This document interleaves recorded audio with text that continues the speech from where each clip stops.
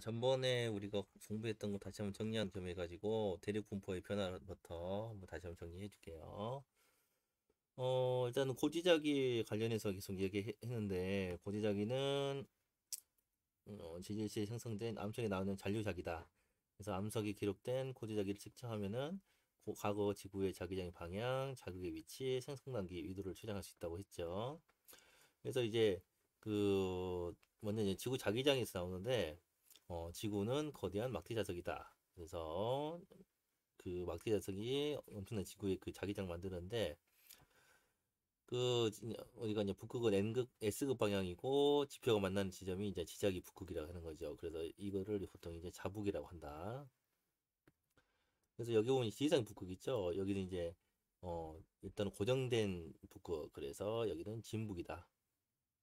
그래서 근데 문제는 진북과 자북극은 일치하지 않는다는 거죠. 그래서 지리상의 적도와 또 자기 적도도 일치하지 않기 때문에 어 지리상의 북극은 가만히 있지만은 자북극은 계속적으로 이제 변하기 때문에 이런 현상이 발생한다 했죠. 그래서 북반구에서는 나침반 N극이 남반구에서는 나침반 S극이 지표적으로 기울어진다. 이걸 좀 기억하셔야 됩니다. 그래서 이걸 정리하는 과정에서 이제 복각과 편각을 이야기했는데요. 복각은 먼저 보면은 자, 여기 보면은 북반구에서는 나침반 N극이, 남반구에서는 나침반 S극이 지표적 기울어진다 그랬죠? 그래서 나침반의 닫힘이 수평면과 이루는 각이다. 그래서 지구 자기장 영향으로 복각은 위도에 따라 다르는데 암석의 나이하고 고지락의 폭작을 측정하면은 암석이 만들어진 당시 위도를 이제 측정할 수 있다고 했습니다. 그리고 이제 편각은 진북과 자북이 이루는 각. 그래서 고지락의 편각을 이용하면은 암석이 만들어진 지점이 당시 지상 북에서 어느 방향에 있나 이걸 알 수 있다. 그래서 복각을 먼저 보면은 자 이 북반구에서는 화살표 방향으로 자 N극이 화살표 방향으로 지표면을 이룬다. 그래서 자북극은 여기 당연히 90도가 되고 60도, 30도 이렇게 각을 이루게 되죠. 그래서 복각은 자기 적도에서는 0도, 자북극에서는 플러스 90, 잔한극에서는 마이너스 90이다. 그래서 자기 적도에서 자극으로 갈수록 복각이 커진다. 그래서 자기 적도에서 자북극을 가든지 아니면 좌남극 가든지 무조건 커진다. 이렇게 생각하셔야 됩니다. 그리고 암석에 기록된 고지의 복각으로 생성된 위치 그리고 자기의 위치를 측정해서 그랬죠. 그래서 복각이 플러스 30이라면 자기 적도에서 북쪽으로 30도 떨어지는 지역. 복각이 플러스 90이면은 옛날에 자북극이었다. 이걸 알 수 있다 그랬죠. 근데 이제 우리가 지구의 대륙 이동설을 계속 이야기했는데 자, 자북극은 하나인데 여러 대륙에서 측정한 과거의 자북극이 이동 경로가 같다고 예상을 했는데 실제로는 달랐다. 그래서 이는 대륙이 이동한 결과, 즉 대륙 이동설을 뒷받침한다라고 이야기할 수 있죠. 그래서 자북극의 이동 경로를 거꾸로 추적하면은 대륙 이동 경로를 보관할 수 있어요. 그래서 현재 대륙 분포하고 자북극의 이동 경로를 보면은 자 여기 1억 년 전, 2억 년, 3억 년 있으면 보면은 유럽에서 측정했을 때는 이 파란색 선으로 가고 북아메리카에서 측정하면 이렇게 빨간색이 가는데 실제로는 자북극 하나니까 실제적으로는 이렇게 하나로 이렇게 연결돼 있다가 서로 분리가 돼가지고 대륙이 분리돼서 자북극이 두 개인 것처럼 보인다 라고 정리하면 됩니다. 그래서 현재 유럽 대륙하고 북아메리카 대륙의 암석에 측정한 자북극 이동 경로가 두 개를 나타난다. 그래서 대륙이 이동했기 때문이라고 할 수 있죠. 그래서 과거의 대륙 분포를 추정하면은 자북극의 이동 경로를 일치시켜 보면은 대륙이 모여 있는 모습이 한 되므로 과거의 대륙이 붙어 있음을 알 수 있다. 이렇게 이야기를 할 수 있습니다. 자, 그래서 이제 이걸 가지고 인도 대륙의 이동을 한번 알아볼 건데 고지자기로 보고한 결과 약 7,100만 년 전이니까 중생대라고 할 수 있죠. 중 7,100만 년 전 남반구에 있었던 인도 대륙은 북상을 했다가 유라시아 대륙과 충돌해서 히말라야 산맥을 형성했다. 그리고 현재는 북반구에 있다라고 하는 거죠. 그래서 보면은 7,100만 년 전에는 이제 마이너스 49였는데 그리고 보면은 어,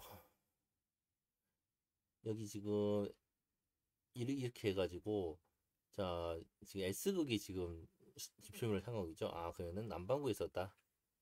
근데 여기 이제 1100만 년 전 보면은 북반구 쪽으로 이제 지표면 쪽으로, N극이 지표면 쪽으로 있으니까 얘는 북반구에 있는 거다. 이걸 이렇게 이야기를 할 수 있다는 거죠. 그래서 이제 우리가 하나씩 알아보면은 대륙의 이도를 보면은 복각과 이도관계 그래프에서 각 시기에 복각에 해당되는 위도 있는 겁니다. 그래서 대체적으로 위도에 따라서 복각이 거의 일치한다는 것을 이제 이야기를 할 수 있고요. 대륙의 이동 거리를 구하는 것은 위도차를 구한다. 즉 30도에서 11도 차이를 빼면은 대략 19도가 나오는데 1도당 110km를 해당되기 때문에 이거 곱하면은 대략 19 곱하기 110은 2090km 이동했다. 그래서 지금 30도에서 지금 11도 가는 거죠. 자, 그래서 대륙의 이동 속도를 보면은 이동 거리를 이동 시간으로 나누면은 2090km를 자, 7100만 년에서 1500만 년 그 사이, 이 사이죠. 이 사이에 이동한 거리를 빼가지고 나누게 되면은 1년당 13.1cm가 이동했다라는 걸 알 수 있습니다. 그래서 이걸 이용해 가지고 자, 위도가 30도에서 남이 11도, 그리고 북위 3도로 북위 16도, 북위 20도로 이동했을 때 복각이 이렇게 변했다는 거 기억하면 되고요. 그래서 이동 거리는 자, 여기 7,100만 년에서 5,500만 년은 2,090km. 뭐 이런 식으로 계속적으로 이제 이동을 했다. 그래서 연당으로 계속하면은 1.13.1, 9.1, 5.1, 4.4 계속적으로 이동 속도가 해년당 연당 줄어든다라는 걸 알 수 있죠. 그래서 인도 대륙의 이동 속도는 점점 느려졌다. 그래서 평균 이동 속도는 50도를 이동했는데 평균적으로 이거는 110km에 곱하면은 곱한 것을 7,100만 년으로 나누면은 약 1년에 전체적으로 7.7cm 이동했다. 이렇게 이야기를 할 수 있죠. 이렇게 이제 막 이걸 가지고 이제 응용하는 문제가 나오니까 참고하시면 되고요. 자, 판의 경계와 대륙의 이동은 계속 나왔던 얘기죠. 그래서 판의 경계하고 대륙의 이동은 대륙 지각과 해양 지각은 판에 놓여 있다. 그래서 판을 따라 이동하면서 판 경계에서 지각이 상상되고 소멸하면서 끊임없이 이동하면서 대륙 분포가 변한다. 그래서 발산형, 수렴형, 보존 경계가 있고요. 그리고 발산형 경계는 판과 판이 서로 멀어지는 경계. 보존형은 판과 판이 어긋나서 이동하는 경계. 수렴형은 판과 판이 서로 가까워진 경계다. 그래서 이제 간단하게 보면은 발산형 경계는 멘틀 내리고 상승, 그리고 해양 지각이 형성된다. 그리고 해량이 발달해서 해양 지각이 형성된다. 정상부에서 장력으로 열곡이 발달한다. 그렇기 때문에 여기서는 정단층이 생성이 된다라고 생각하면 됩니다. 화산활동, 천발지진이 나타나고 대표적인 데가 대서양, 중화해령, 동태평양 해령, 동아프리카 열곡대 이렇게 이야기를 할 수 있죠. 그리고 이제 수렴형은 이제 서비평과 충돌하게 나눠지는데 서기평은 대륙판과 해양판, 해양판과 해양판인데 밀도가 판이 해양판이 큰 해양판이 서기판으로 손해낸다. 그래서 해양판과 해양판이 있어도 밀도가 큰 해양판이 밀도가 작은 해양판 속으로 들어간다. 그래서 해구, 화산의 열도, 스곡섬이 형성되고 그 화산은 찬발에서 신발 다다 나타나고 화산 활동이 활발하다. 대표적인 데가 일본 해구, 일본 열도, 안데산맥. 충돌원은 이제 그 아까 인도 대륙이죠. 인도 아대륙하고 이제 히말라야 산맥하고 이제 유라시아판이 충돌해가지고 해적 태우물이 솟아와서 흑곡산맥이 형성된다. 그래서 천발에서 중발 지진이 나타나고 화산 활동은 그렇게 많지 않나요? 그리고 히말라야 산맥, 알프스 산맥이다. 그리고 보존형 경기의 대표적인 데가 이제 산안데스 산층인데 판의 생성이나 소멸이 일어나지 않습니다. 그리고 해령의 직각으로 변원 난층이 발생한다. 천발 지진이 나타난다. 통합각에서 아주 자세히 나왔죠. 이렇게 알고 있으면 됩니다. 어차피 이거는 이제 설명했던 거고요. 다음 파트로 넘어가면요.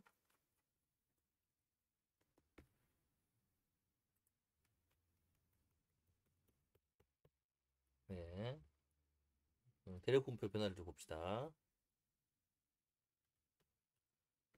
대륙분포는요, 자, 우리가 판게아는 잘 기억하고 있죠. 판게아. 판게아는 자 2억 4천만 원 정도 고생되다. 근데 그보다 훨씬 오래전에 10여 년 전에는 노리니아가 이제 있었다가 다시 나눠지고 다시 합쳐진 게 판게아. 판게아는 노라시아와 곤드라우로 나눠진다. 그리고 가운데 있는 별은 테티스이고 지금의 태평양인 넓은 바다는 판탈라사 이렇게 생각하면 됩니다. 근데 이게 이제 분리가 돼가지고 노라시아고 곤드라 되어서 곤드라는 거의 남반구에 있는 지금 대륙들, 노라시아는 뭐 유라시아 대륙을 포함해가지고 북반구에 있는 대륙들이 생성됐다 생각됩니다. 그래서 전체적으로 보면은 노디니아에서 판게아로 가면요 약 12억 년 전에 노디니아라는 초대륙이 존재했어. 그래서 대륙이 분리돼 이동되다가 다시 모여가지고 고생된 말에 판기아를 형성했다. 그래서 노디니아 이전에도 대제시대 동안 여러 개 초대들이 있긴 있었죠. 발바라, 루르, 캐놀랜드, 콜롬비아. 근데 이거는 별로 그렇게 안 하셔도 됩니다. 그래서 노디니아부터 기억해라. 그래서 이제 테티스를 사이에 두고 판기아 북반구는 노라시아, 남반구에는 곤드라 대륙이 분포해 있고 판기아 주변의 바다들, 이 가운데 있는 바다죠. 판탈라사 있고요. 그리고 판기아 형성되면서 에팔리치아 산맥이 형성됐다. 그래서 이거를 고기 스콕 산맥이라고 했죠. 자, 판기아 이후에는 2억 년 전 중층 초에 판기아가 분리되기 위해서 열국을 따라서 영함이 분출되면서 노라시아 대륙이 유라시아 대륙하고 북아메리카 대륙으로 분리됐고 또 노라시아 대륙이 곤드라 대륙에서 거의 분리가 됐다 하는 거죠. 그리고 곤드라 대륙에서 아프리카 대륙하고 남아프리카 대륙, 남반구에 있는 대륙들로 분리가 되기 시작했다는 거죠. 그러면서 대서양이 확장됐다. 그리고 이제 중생대 말에서 신생도 초에는 남극 대륙, 인도 대륙, 오스트레일리아 대륙이 분리가 됐고요. 그러다 인도 대륙이 위로 올라가게 됐죠. 그리고 아프리카 대륙에서 마라가스타 섬이 이제 분리가 됐고, 그리고 신생대 초중기에 인도 대륙이 우리 아까 본 것처럼 유라 대륙이 충돌해가지고 티베트 고원과 히말라야 산맥이 형성됐다. 그래서 지금도 충돌이 계속되기 때문에 점차적으로 히말라야 산맥이 올라가고 있다. 즉 에레베트 산의 높이가 올라가고 있다 생각됩니다. 그리고 미래의 대륙 분포 변화는 거의 이제 아마 시험에 거의 안 나올 거예요. 그래서 대륙이 합쳐지고 분리되는 과정이 반복될 것이고 판의 운동을 따라서 대륙이 충돌해 합쳐지고 대륙에서 열곡대가 발달할 것이다. 그래서 판의 이동 속도와 방향을 분석해가지고 대륙 분포를 예측할 수 있게 하는데요. 동아프리카 열곡대가 대표적인 지금 그 지역이다라고 할 수 있습니다. 그래서 앞으로 2억에서 2억 5천 년 후, 2억 2.5년 2억 5천만 년 후에는 새로운 초대륙이 형성될 것이다. 그리고 초대륙 형성 주기는 약 3학년에서 5학년으로 추정됩니다. 그래서 예전에 제가 봤던 것처럼 어 울티마, 판기아 울티미아 뭐 등등 여러 가지 그 이론이 있었죠. 그래서 지금 판의 이동 속도하고 방향으로 예측해 보는데요. 지금 판의 결국 판마다 이동하는 속도가 다 다르기도 하고 또 방향도 다르기 때문에 어 서로 이제 어긋나거나 충돌하는 경우가 많이 생긴다는 거죠. 그래서 그냥 판의 이동 거리가 이동 속도가 해년당 30진 판이 1억 년 후에는 여기다가 1억 년을 곱하게 되니까 약 3,000km 되기 때문에 위도나 경도는 30도가 이동한다. 그리고 미래의 대륙 분포 같은 경우는 초대륙 8개 울티미아가 형성될 거라 이론 중에 하나죠. 그래서 1억 년 후에는 태평양이 대서양이 더 다시 좁아지고 굉장히 좁아졌죠. 그래서 인도양은 아예 그 내로 이제 그 사라질 것이다. 그 태평양은 엄청나게 넓어질 것이다. 이렇게 생각하는 거죠. 그래서 여기도 지금 정리한 게 태평양은 현재보다 좁아지다가 넓어지고 대서양은 현재보다 넓어지다가 다시 좁아져 사라지게 되고 인도양은 대륙 사이에 갇혀 내해가 될 것이 예측된다. 그리고 대륙이 모이는 과정에서 수르면 경계가 많이 형성되기 때문에 초대륙이 형성될 가능성은 더 커지게 될 것이다. 이렇게 예상을 하고 있습니다.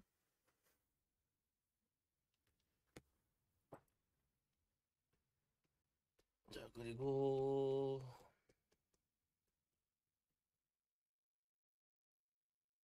자, 멘틀 대류와 풀링 그루전도 간단하게 볼게요. 자, 우리가 지금까지 이제 멘틀 대류 운동 해가지고 상호 멘틀 운동을 이렇게 봤는데요. 연약권 내에서 방사성 원소의 분결하고 멘틀 상하부 깊이의 온도 차이 때문에 등으로 물질 대류가 매우 느리게 일어난다. 그래서 우리가 잘 아는 것처럼 멘틀에서 뜨거워진 물질은 가벼워져 상승하고 차가워진 물질은 무거워져 하강하게 된다라고 했죠. 그래서 대륙이 상승하는 곳은 대륙이 갈라져서 이동하면서 해량 생성, 대륙이 하강한 곳은 해양편이 멘틀 속으로 들어가서 소멸된 해구가 형성된다. 그리고 멘틀 대류를 따라서 같이 연약관이 놓인 판이 계속 이동한다 그랬죠. 그래서 결국 판 같은 경우는 그 지각 더하기 어 암석권이니까 이게 연약권과 함께 이동한다. 그래서 멘털 대류로 판 경기에서 일어나는 화산 활동은 활동이나 지진은 설명할 수 있지만은 판의 내부, 판의 중간에서 이게 화산이 분출하는 것을 어떻게 설명할 거냐 하는 문제 때문에 이제 등장한 게 풀룸 구조론이다라고 여기 나왔죠. 일단은 이제 멘틀 대류 위에 지금 판을 이동시키는 힘이라 해가지고 이것도 문제 뭐 나올 수 있습니다. 여기도 지금 그림 잘 나와 있는데요. 자, 먼저 판 자체에서 발생하는 물리적인 힘으로도 판이 이동할 수 있다. 그래서 해량에서 판을 밀어내는 이렇게 우리 장력이죠. 그래서 고온 저밀도 물질이 상승하면서 마그마가 분출하는 판을 형성하는 과정에서 판을 이뤄낸다. 그리고 해구에서 이제 섭유하는 판이 잡아당기죠. 행압력인데 냉각돼서 어두워진 즉 고온 저밀도의 해양판이 중력을 받아가지고 해구에서 침강하면서 기존의 판을 당긴다. 이거를 판당기를 한다. 그래서 여기 보면은 1번 같은 경우는 해량에서 밀어내는 힘. 그리고 2번은 이게 섭입하는 판이 잡아당기는 힘이고 3번 같은 경우는 해제면 경사에 의한 중력의 힘으로 판이 미끄러진다 하는 거죠. 4번 같은 경우는 암석권과 연약권 사이에서 멘틀이 대류하기 때문에 판을 싣고 간다. 이렇게 설명할 수 있습니다. 그래서 이런 문제는 아마 이런 문제 많이 나올 거예요. 그래서 일반적으로 판의 이동 속도는 해량과 함께 섭입대가 있는 곳 판이 섭입대가 없는 판보다 빠르고 섭입대의 면적이 넓을수록 빠르다라고 할 수 있고요. 그래서 이제 그 판의 이동 속도를 보면은 자 섭입대가 있는데 여기 남아메리카판은 서로 여기서 이제 잡아당기죠. 근데 여기 이 섭입대에서는 이 오른쪽으로 가는데 이 남아메리카 왼쪽에서는 왼쪽으로 가게 되니까 서로 이제 힘이 분산이 되겠죠. 그런 이제 오스트레일리아판 같은 경우는 자 여기 오른쪽으로 지나가는데 섭입대는 오른쪽이다. 그러면은 힘이 더해져가지고 더 빠르게 된다라고 하는 거죠. 간단합니다. 그래서 남아메리카판은 해령에서 미는 힘이 존재하지만 해구에 잡아당기는 힘이 존재하지 않기 때문에 어 살짝 많이 좀 느리고 오스트레일판, 호주판은 해령에서 미는 힘하고 함께 해구에서 잡아당기는 힘이 존재한다. 즉 힘의 방해 같다는 얘기죠. 그래서 판의 이속도는 남아메리카 판보다 오스트레일리아 판의 이동속도가 더 빠르다라고 이야기를 할 수 있습니다.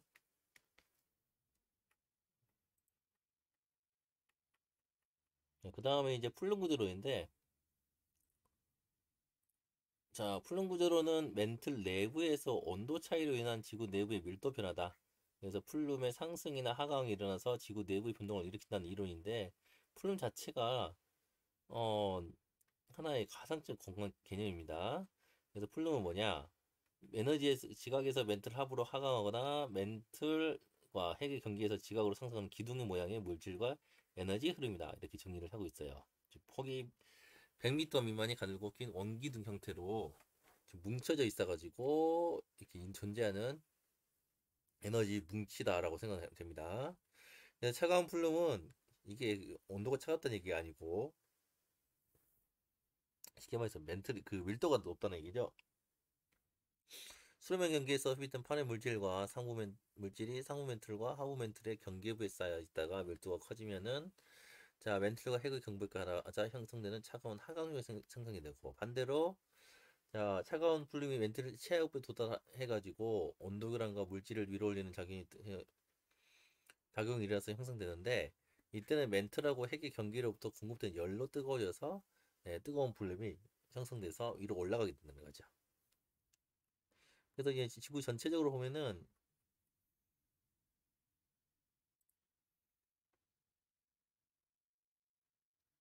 자, 아시아 지역에 거대한 풀림 하강류가 있고 남태평양하고 아프리카 등지에 두세 개의 거대한 풀림 상승류가 있다. 그래서 멘틀 전반에 걸친 대류 운동이 일어나고 있다라고 하는 거죠. 그래서 차가운 멘틀이 차가운 그 플룸은 여기 하우멘틀이 있기 때문에 밑으로 내려가요. 그리고 이쪽 반대에서도 아래쪽으로 이제 하경이 되는데 이 외액에서 해가고 멘틀 사이에서 열이 뜨거워지면서 이 노가 엄청나게 온도가 올라가다가 자 남태평양이나 아프리카에서 뜨거운 풀림이 형성돼서 이게 상승한다라고 하는 거죠. 그리고 대성 중앙 해령에서도 이렇게 뜨거운 풀림이 형성됐다 이렇게 정리하면 됩니다. 예, 아시아에 있고 그 반대쪽에 하나 있고요. 그리고 그 태평양판 중간 그리고 아프리카 그리고 대성 중앙해령 쪽에 뜨거운 풀림이 있다 이렇게 정리하면 되는데 이 뜨거운 플룸을 이제 확인하는 방법은 진입파를 이용한다. 그래서 어떻게 하냐? 뜨거운 플룸은 주변의 웬틀보다 온도가 높아서 진입할 속도가 느려요. 그리고 차가운 플룸 반대로 온도가 낮아가지고 주변의 웬틀보다 온도가 낮아서 진입할 속도가 빠르다. 이렇게 생각하면 됩니다. 그래서 보면은 속도 편차가 있죠? 여기 빨간색이 마이너스 1.5, 파란색이 1.5니까 파란색이 차가운 풀룸, 여기가 뜨거운 풀룸이다. 이렇게 정리하면 됩니다. 그래서 뜨거워 이렇게 있죠. 이거는 진입파의 속도가 지면보다 느리다. 즉 주변의 멘틀보다 온도가 높다. 그리고 기둥 모양의 열기둥이 있는 것은 아 이건 뜨거운 풀림이구나 라고 정리할 수 있습니다. 그 다음에는 그럼 이제 마지막으로 열점에 대해서 이제 나오고 정리하면 되는데요. 열점은 이제 그래서 뜨거운 풀룸이 형성돼 가지고 마그마가 지각을 분출해서 화산섬이나 핵산을 형성하는 게 열점이다. 대표적인 게 하와이 섬, 타이시 섬 등이 있죠. 근데 열점은 항상 이렇게 고정돼 있어 가지고 있는데 판은 이렇게 미끄러지면서 이렇게 쭉 내려간다. 그래서 처음에 1번 만들어지고 2번 만들어지고 3번 만들어지고 4번 만들어진다. 이렇게 생각하면 됩니다. 그래서 상부멘틀의 대류를 따라 판이 이동해도 열점의 위치는 거의 변하지 않는다. 그래서 마그마를 계속 분출하고 있고요. 열점은 하부멘틀에서 올라온 뜨거운 풀림이 계속 생성이 되고 있다. 그래서 열점에서 생성된 화산섬이나 해산은 판의 이동성 방향으로 배열된다. 그리고 열점에서 멀어질수록 화산섬이나 해산은 나이가 많아진다. 그래서 전 세계적으로 확인된 열점은 수십여 개인데 대표적인 게 하와이서 대륙판에는 엘로스톤 국립공원이 있다. 이렇게 정리하면 됩니다.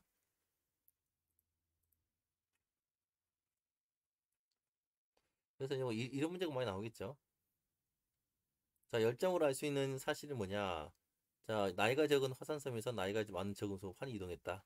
그래서 지금 하와이 섬이 이렇게 있는데 처음에 이게 보니까 하와이 섬이 지금 열점이 지금 하와이 섬 빅 아일랜드에 있다면은 그 전에는 1번, 2번, 3번, 4번, 5번 순으로 만들어졌다라고 생각됩니다. 그래서 화산 활동이 지금 하와이 섬에 일어났는데 하와이 섬이 볼수록 더 많은 나이를 가지고 있고 그래서 섬이 비엘로 보니까 아 이쪽으로 판이 이동했구나라는 것을 북서쪽으로 이동했다. 그리고 이게 하와이 열도가 있으면은 여기 위에 오는 엠퍼러 해산 열도가 있는데 아 처음에는 이렇게 이동했다가 나중에는 이렇게 이동했구나라는 것을 알 수 있다는 거죠.